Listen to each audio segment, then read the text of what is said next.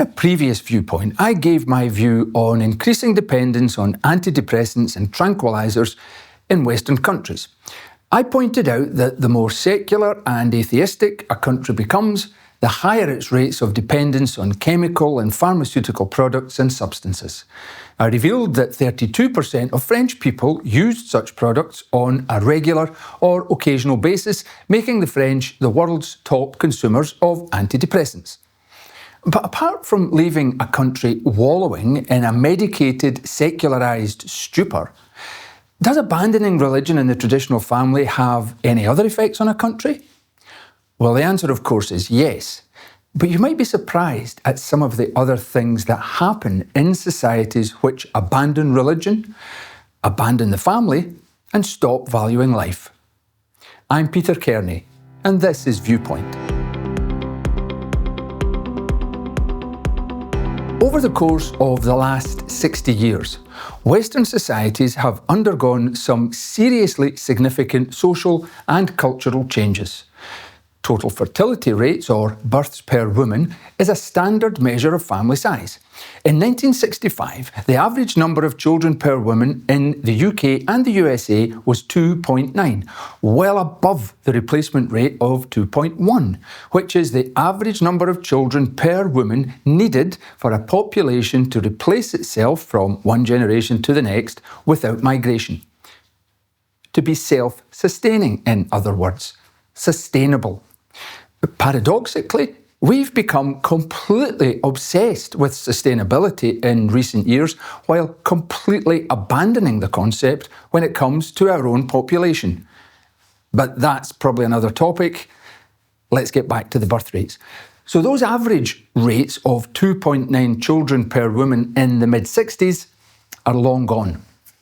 Today, those rates in both countries, US and UK, are 1.6 children per woman, almost half what they were and well below replacement level. In some Western countries, it's much worse. Recent estimates suggest that this year, Italy's total fertility rate will be 1.1 children per woman. We've given up on the future. That's the only conclusion you can draw from these numbers. In the 1960s, in the UK, the average age for men to marry was 24 and for women 22. Today, it's 33 and 31. That's almost 10 fewer years to have children and a significantly lower likelihood of having them at all. Together with divorce rates, which have skyrocketed, and relationship breakdown in general, it's a dismal picture. In the UK today, over 25% of adults describe themselves as depressed or unhappy.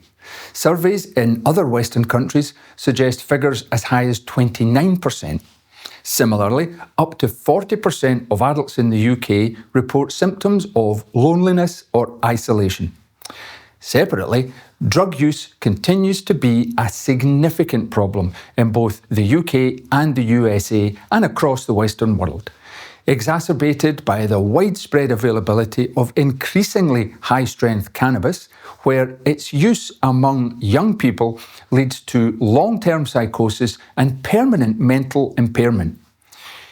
Meanwhile, the UK's National Crime Agency has pointed to increasing use of substances such as ketamine and cocaine, with record consumption and rises in drug-related harms and deaths. Glasgow currently has the highest rate of drug-related deaths in Europe.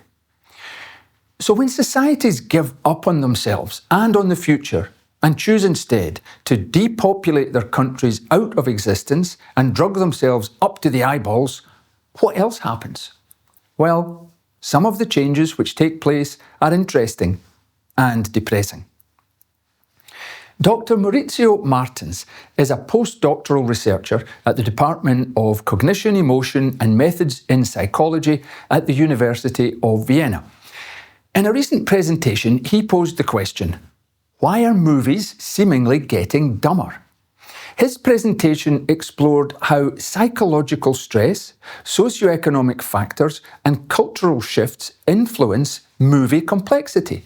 Using data from 16,000 Hollywood films, he examined whether declining cognitive engagement and societal stress were behind the simplification. His findings reveal that our ability to process complex narratives may be eroding, and this could have serious consequences for society's problem-solving capabilities. And that's pretty worrying. But it's in the area of popular music that Dr. Martin's research is really fascinating and really dispiriting. He investigated the dynamics of English lyrics in Western pop music over 5 decades, using a wide set of lyrics descriptors, including lyrical complexity, structure, emotion, and popularity. And he found that pop music lyrics have become simpler and easier to comprehend over time. Not only has the lyrical complexity of lyrics decreased, but in addition, he observed that the emotions described in those pop song lyrics have become more negative and more personal over the last 5 decades. In other words, song lyrics in popular music have dumbed down and become more depressing. Now, I'd have been inclined to blame the bleak and monotonal warblings of Taylor Swift for all of this. She has, after all, made a fortune by releasing the same angst-ridden song under multiple different titles for literally years. But it turns out the trend towards downbeat and gloomy music predates even her soul-destroying songbook.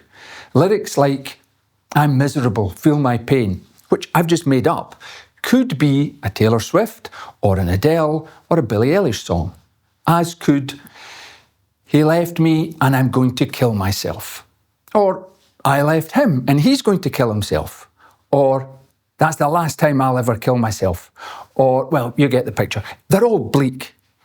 The University of Vienna study suggests the shift in tone mirrors a broad 50-year drift towards sadder, more angst-ridden and less sophisticated pop lyrics. The researchers analysed more than 20,000 songs that appeared on America's Billboard Hot 100 between 1973 and 2023. And their conclusion was stark.